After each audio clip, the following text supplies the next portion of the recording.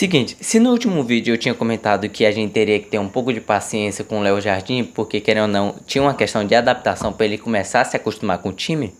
Cara, sendo bem sincero, ele se adaptou bem rápido. Porque, cara, o que o Flamengo jogou nessa partida aqui foi muito bom.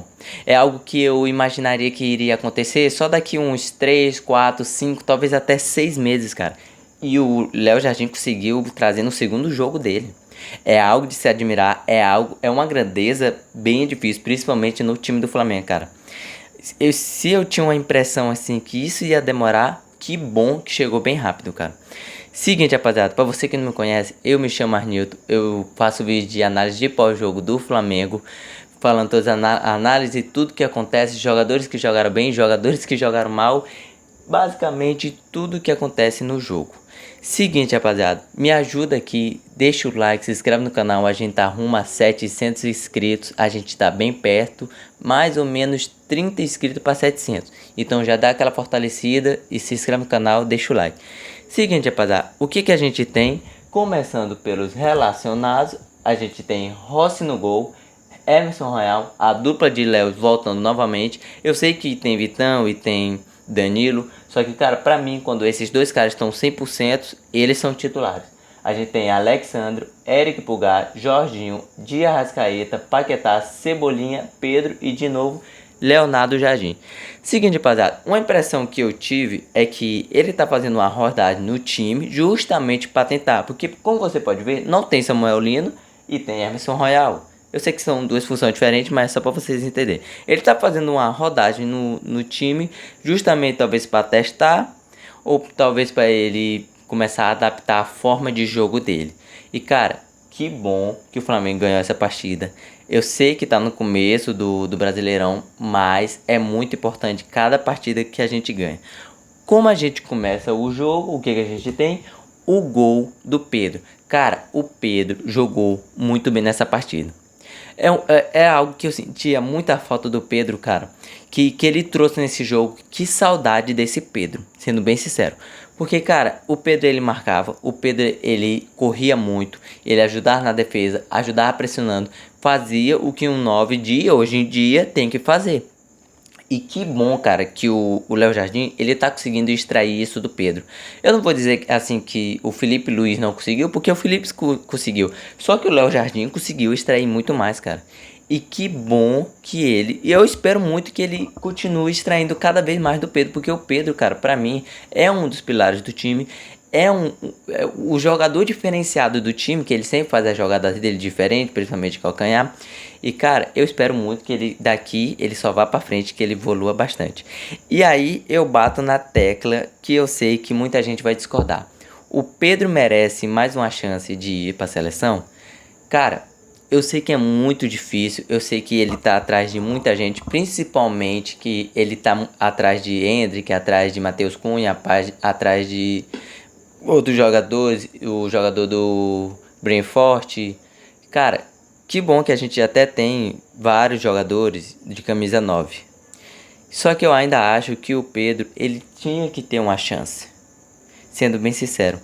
Porque, cara, o Pedro, ele tem um... Eu sei que eu tô puxando um pouco pro clubismo, mas ele tem um refino diferente, cara. É uma qualidade diferente, há um estilo de jogo que lembra também um pouco do Romário, né? Eu sei que eu tô comparando o Pedro com o Romário, eu sei que são níveis diferentes, mas é só pra você entender o que eu tô querendo dizer. Cara, o que a gente tem no gol dele? A gente tem uma bola roubada, se eu não me engano, do Pulgar, ou é do Paquetá. A bola sobra no jogador, Pedro volta pressionando, pega a bola sozinho, dribla mais dois e faz o gol. Cara, um golaço. Mais uma vez, ele fez uma partidaça, uma partida brilhante. E eu espero muito, cara, que ele vá daqui pra frente. E como eu tinha falado, cara, em umas jogadas diferentes que só o Pedro consegue fazer, é mais ou menos assim, ó. Uma bola saindo do Jorginho, que vai pro Pedro. Olha o que ele faz, cara. Ele dá de calcanhar, que sobe sozinho, se eu não me engano aqui é o Arrascaeta. O Arrascaeta pega sozinho e depois o lance não gera absolutamente nada. Cara, é esse tipo de lance que me faz querer o Pedro talvez um pouco na seleção, porque são esses passes imprevisíveis, cara, que, que faz ele ser diferente. Dá pra entender? Eu esperava muito que ele tenha uma chance. Eu sei que ele tá muito atrás de Endrick, muito atrás de Matheus Cunha. Esses caras, tá ligado? Que estão em um patamar um pouco, talvez por estar na Europa, chamem um pouco mais de atenção. Mas eu queria muito que ele tivesse uma chance. Eu sei que ele tá atrás desses caras, mas... Pô, Celote, dá uma moral. Enfim, rapaziada, o que a gente tem no lance seguinte? A gente tem o pênalti, que eu não achei pênalti nenhum em cima do Pedro, sendo bem sincero. E daqui foi um lance que eu tô passando meio que batido, só pra dar a informação da minha opinião, né? Cara, o que a gente tem aqui? O pênalti em cima do Pedro, que de primeiro eu também achei que era, mas não é.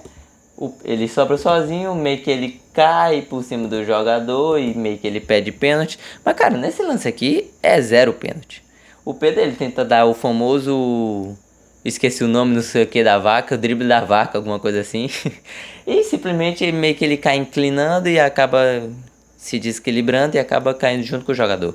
Sendo bem sincero, na minha opinião, esse é o único ângulo que eu tive na transmissão, para mim, enquanto eu estava assistindo. Eu não achei pênalti. Sendo bem sincero, essa é a minha opinião. O que a gente tem, cara, no lance seguinte? Na chance do Cruzeiro, a única chance do primeiro tempo do Cruzeiro, o que a gente tem, cara? Ele tenta puxar pra dentro, chuta sozinho, o Rossi defende. Cara, o Cruzeiro, como eu falei, ele tava desfalcado. Isso querendo ou não, dá um motivo para ele ser perdido. E que bom pra nós que ele tá desfocado, cara. Mas eu acho que mesmo se tivesse com os seus titulares, eu ainda acho que eles teriam uma grande dificuldade. Talvez eles teriam feito um gol, talvez 2 gols. Mas aí se a gente for viver de si, a gente nunca vai saber o que poderia ter acontecido, cara. E, cara, basicamente o que a gente tem no lance seguinte... O pênalti não, o cartão vermelho, que pra mim, mais uma vez, isso daqui foi completamente um absurdo. Isso daqui não é pra cartão vermelho. Nesse lance aqui, cara, o Cebolinha, ele pressiona o jogador do Cruzeiro, ele meio que derruba o jogador do Cruzeiro e ele fala que é mão, só que quando a gente vê no replay, dá pra ver que não foi mão, foi meio que no peito, sabe? E basicamente ele toma o cartão vermelho e depois o juiz volta certíssimo. E daqui não foi nada, nem para amarelo, sinceramente. Se ele desse amarelo também eu iria achar um absurdo. E ele voltou atrás e não deu absolutamente nada. Eu só achei errado, cara, de certa forma, porque ele poderia ter deixado o lance seguir, porque talvez o Cebolinha conseguiria pegar a bola e talvez gerar um gol. Mas enfim, né? Infelizmente não rolou.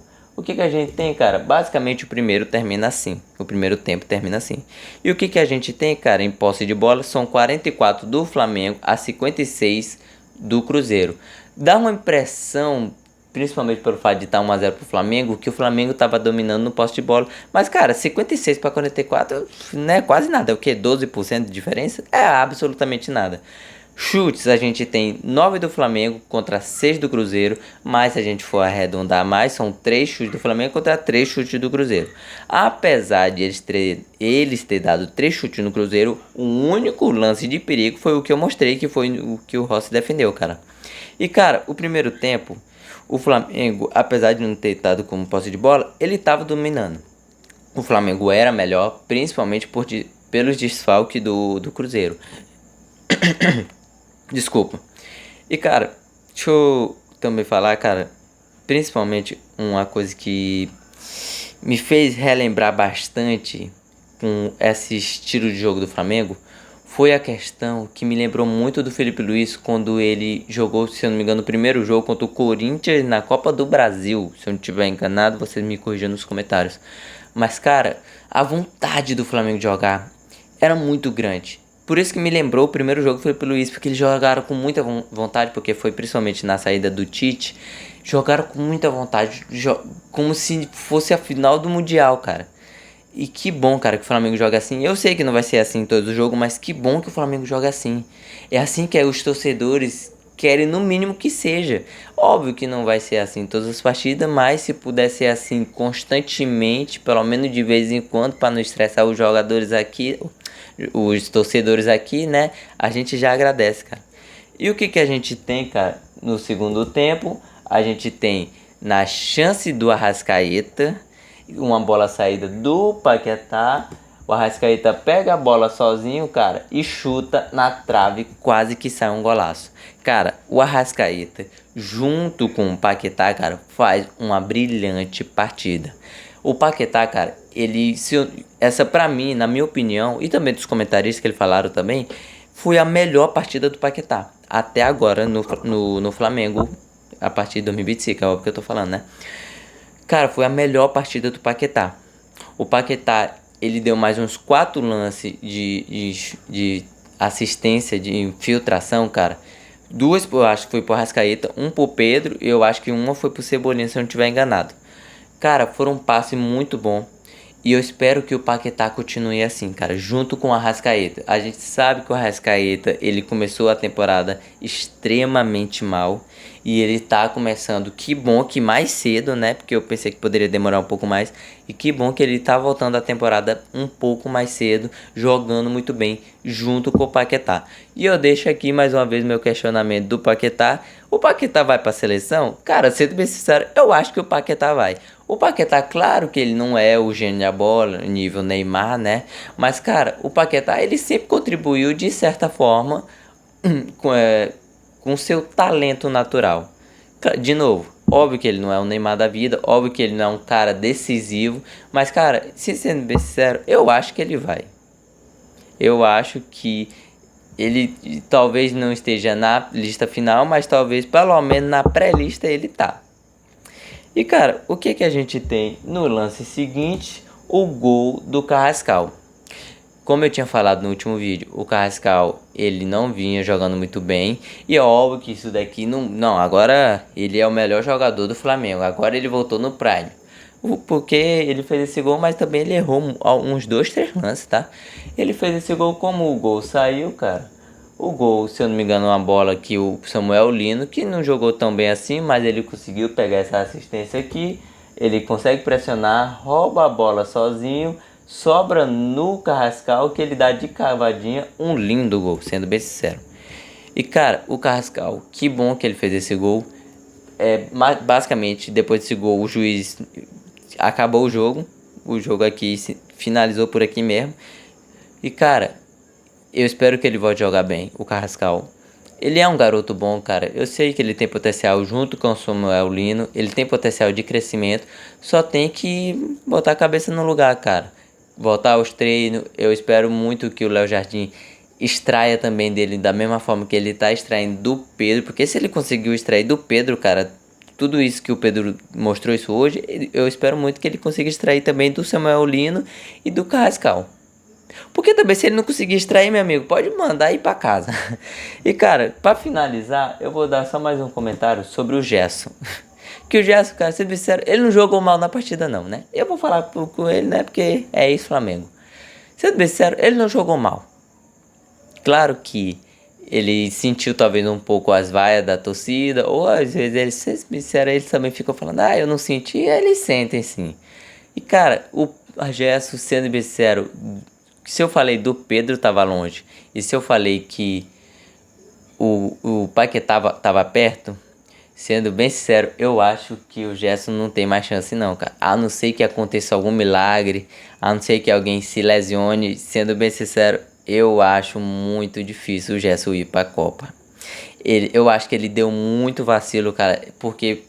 Cara, ele tava aqui no Flamengo, ele era titular do Flamengo, ele era titular da seleção brasileira e o cara deu um certo mole, talvez, de ter trocado tudo isso por dinheiro, cara. Ele tá errado? Sendo bem sincero, cara, é muito fácil você falar quando você tá desse lado da tela, né? Se você tivesse do lado dele, às vezes você também trocaria tudo que você tem por dinheiro porque você tem que pensar no seu futuro. Mas, cara, eu acho que ele deu um mole.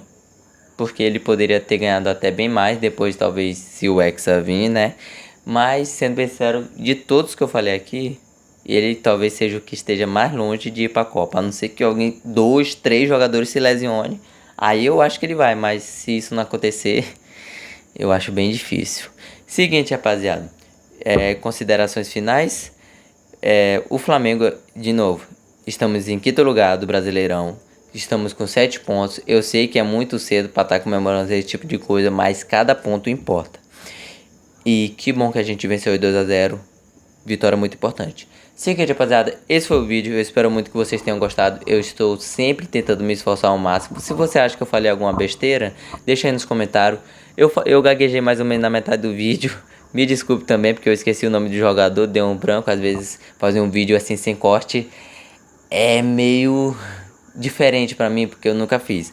Então, rapaziada, deixa o like, se inscreve no canal. Estamos muito perto de 700 inscritos. Compartilha com seus amigos flamenguistas. Tamo junto. É nóis.